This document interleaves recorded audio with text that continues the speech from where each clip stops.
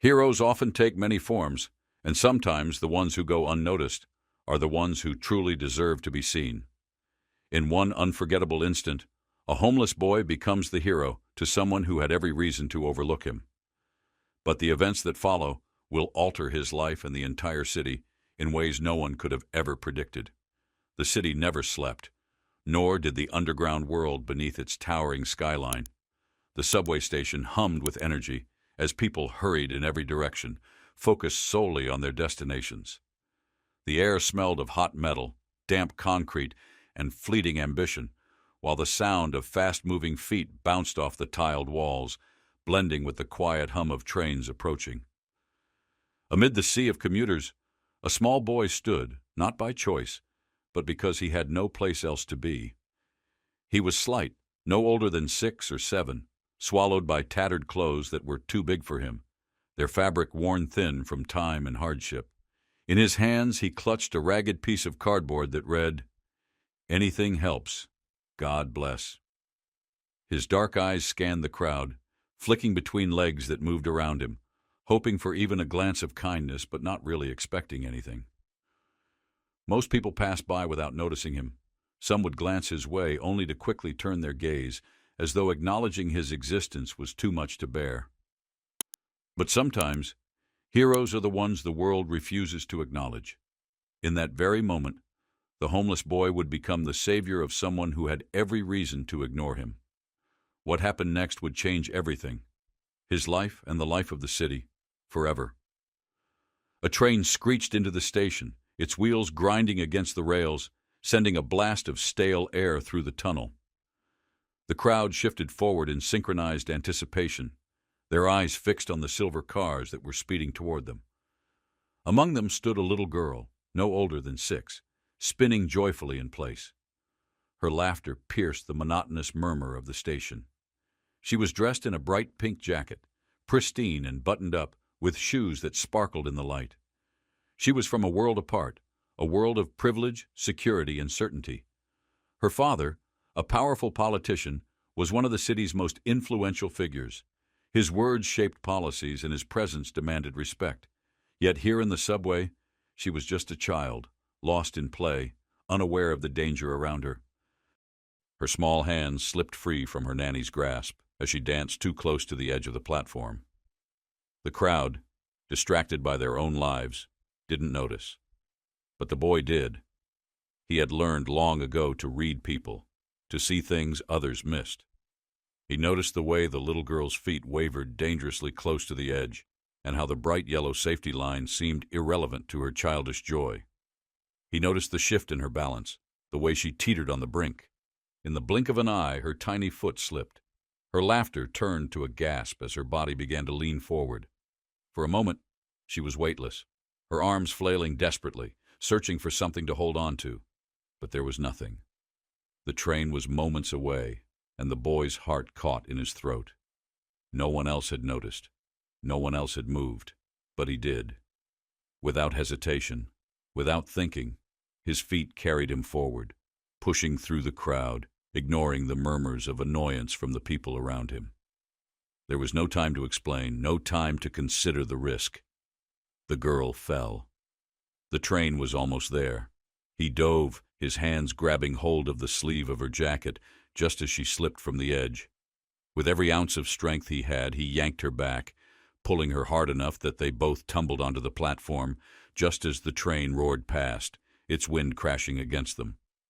For a moment, there was silence. Then the station erupted. Gasps filled the air as people rushed forward, eyes wide, mouths agape, trying to comprehend what had just happened. The nanny, who hadn't noticed until that very second, screamed in horror, clutching the girl tightly in her arms, sobbing with relief. The little girl, shaken but unharmed, blinked up at the boy, still holding on to his wrist. The boy lay on the ground, panting, his heart still pounding. He had saved her. He had really saved her.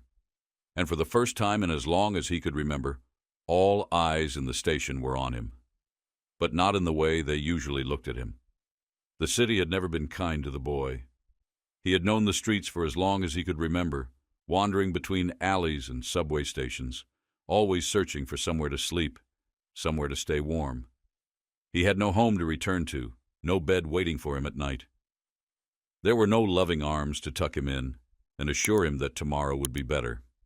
Tomorrow was just another day to survive. He had learned early on to navigate a world that didn't care about children like him. He knew which dumpsters had the freshest scraps, which subway vents provided warmth in the winter, and which areas of the city were best avoided after dark.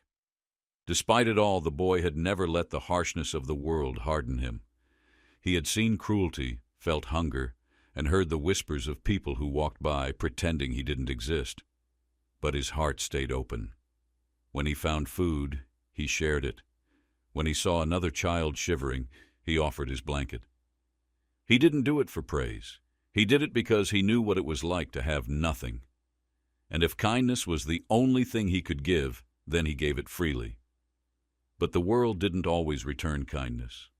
Most people ignored him, their eyes sliding past him as if he were nothing more than a shadow. Some even recoiled in disgust, clutching their bags tighter as they hurried away. Sometimes security guards kicked him out of places he'd been resting simply because his presence was inconvenient. The girl he had saved came from a world far above his own. She had never known hunger, never had to wonder where she would sleep at night. She had a mansion to call home, and a closet full of clothes chosen by personal shoppers. She had never asked strangers for food or slept in subway stations, surrounded by the echoes of the city's indifference. Her father, one of the most powerful men in the city, shaped the policies that affected thousands of lives, but he never saw the people who were left behind. The girl, like many children born into privilege, had never questioned the world around her. She had never wondered why some people had so little, because the world she knew was one of comfort and certainty. And yet, in that one fleeting moment, the boy's life, his struggles, his survival, mattered. His act of kindness, unseen and unappreciated by so many, became the spark that changed everything. A simple moment in the underground would alter the fate of a child, a family, and a city forever. Sometimes heroes come from places we least expect, often those who have been cast aside, ignored, and forgotten. In a single, unforgettable moment, a boy, homeless and invisible to the world, became a savior to someone who could have easily turned their back on him. What happened next would change not only his life, but the very heartbeat of the city itself. The city never rested, and neither did the subway beneath the towering skyscrapers.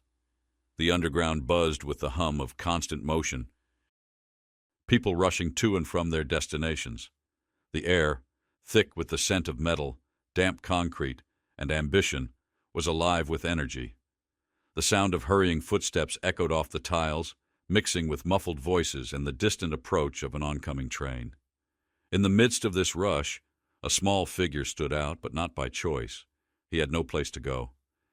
He was a homeless boy, no older than 6, swallowed by clothes that were too big for him, their fabric threadbare from years of wear. He held a small, battered cardboard sign that read simply, "Anything helps. God bless." His dark eyes flickered through the sea of moving legs around him, hoping for kindness, but expecting none. People walked by, most not even acknowledging his presence, while others glanced at him only to look away, as if his existence was too uncomfortable to confront. He had learned long ago that the world saw him as nothing. But in that crowded, indifferent space, something extraordinary was about to happen. The train screeched to a halt, its wheels grinding against the rails, sending a gust of stale wind through the station. The crowd shifted, anticipating its arrival. Among them a young girl, no older than 6, spun playfully on the platform, her laughter cutting through the constant buzz of voices. She was dressed in a pristine pink jacket, her shoes polished to perfection. She belonged to a world of privilege and protection. Her father, a powerful politician, was a figure whose influence shaped the very city, his name spoken with reverence. But in this moment, on the subway platform, she was just a child, unaware of the danger that loomed. As the crowd moved, the girl, lost in her own playful world, slipped dangerously close to the edge of the platform. Her small feet teetered too near the yellow safety line, which meant nothing to her. The nanny, distracted by her phone, was several feet away, assuming her charge was safe. But in an instant the girl's foot caught the edge and gravity took hold. She tumbled forward, arms flailing, her body tilting toward the tracks, just as the train roared into the station. No one else noticed. The crowd was too caught up in their own lives to see the danger. But the boy noticed. He had spent years learning to read people, to see what others missed, to survive on the streets by paying attention, and in that moment, without hesitation, he acted. He pushed through the wall of bodies, his heart pounding in his chest. There was no time to think, no time to worry about the risks. His legs moved before his mind could catch up. The girl fell and the train was almost upon her. He reached out, his small hands grasping her sleeve just as she slipped from the edge. With every ounce of strength he could summon, he yanked her back, tumbling both of them onto the platform just as the train screamed past. The wind from its passing hit them like a wall. For a moment, there was silence. Then gasps. The station erupted in shock. People rushed forward, eyes wide, mouths covering their faces in disbelief. The nanny, finally realizing the danger, shrieked and scooped the girl into her arms, her tears falling onto the child's golden curls. The little girl, shaken but safe, looked up at the boy, her small hand still clutched tightly around his wrist. The boy lay on his back, his breath ragged, his heart still racing. He had done it. He had actually saved her. For the first time in his life, the city's eyes were on him, not with disdain or indifference, but with awe. The world had seen him. His actions, though, were not about recognition. He had saved the girl simply because it was the right thing to do. He had no home to return to, no bed waiting for him, just the cold, hard streets that he knew too well. Yet despite the cruelty he had faced, he had never let it harden his heart. He gave what little he had, food, shelter, kindness, because he knew what it was like to have nothing. But in this moment the world saw him. They saw the hero in the shadows, the child who had risked everything to save a life. As whispers of the boy's bravery spread like wildfire, the city could not ignore the truth any longer. He was no longer invisible. The hero of the subway station, the one the world had overlooked, was now a symbol of courage. The politician, who had spent years shaping policies that affected thousands, heard the news. His daughter had been saved by a boy the world had forgotten. He could not process it all at first, the blur of calls, the flashing lights of news cameras, the reporters' relentless questions. But when he arrived at the station, his eyes immediately found her, his daughter, shaken but safe. And standing near her, uncertain, was the boy who had saved her. The politician was taken aback. The boy looked nothing like the heroes he had read about in books or seen on the news. His clothes were ragged, his face dirty, his eyes uncertain. But the gravity of the moment hit him hard, and for the first time, the politician saw him not as a problem or a statistic, but as a person. His voice, when he finally spoke, was steady but full of sincerity. "Thank you. You saved her life," he said, his words feeling small in the face of such an immense act of courage. The boy, still in shock, nodded. He didn't need accolades. He had never needed anything but a chance. And now, in the light of his selfless act, the world had seen him. But it didn't end there. The next morning, the politician, moved by the boy's bravery, came searching for him. A sleek black car pulled up to the station, its presence foreign in the heart of the city's forgotten corners. The man who had once ignored people like the boy now knelt down, offering him a home, an education, a chance at a different life. The boy, hesitant at first, struggled to comprehend such an offer. Hope had been something he had long since abandoned. But when the little girl, the one he had saved, stepped forward and took his hand, his resolve began to falter. "Please," she said softly, her innocent request cutting through the layers of doubt. "Come with us." In that moment, for the first time in a long while, the boy allowed himself to hope. And just like that, everything changed. The boy, once invisible, was no longer lost in the shadows. For so long, he had been nothing but another unnoticed face in the crowd. But in an instant, his life shifted.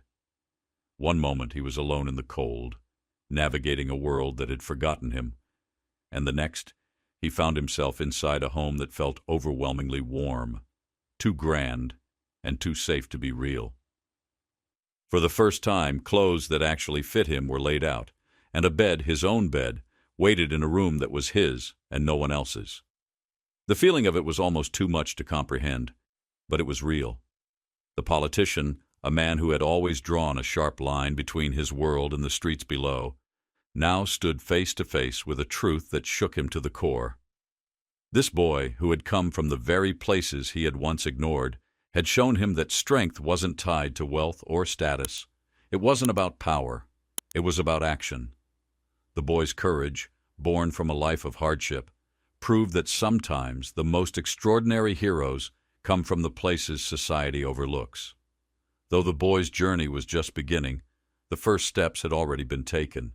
There were still scars to heal, battles to face, and a past that could never be fully erased.